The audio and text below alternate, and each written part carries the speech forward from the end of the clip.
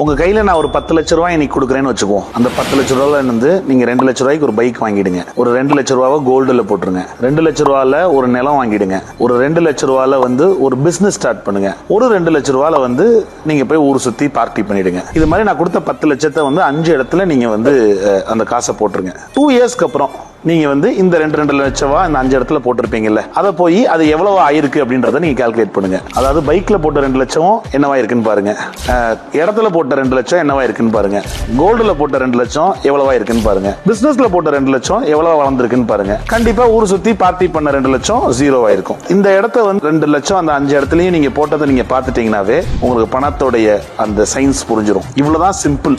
Deployment of funds, deployment of money, இதுக்கு பின்னாடி இருக்க சயின்ஸ் இவ்வளவுதான். இந்த 5ம் உங்களுக்கு என்ன திருப்பி தருதுன்றது உங்களுக்கு புரிஞ்சுட்டா நீங்க அழகா அந்த பணத்தை எங்க போடணுமோ அதை அழகா நீங்க போட்டுருவீங்க.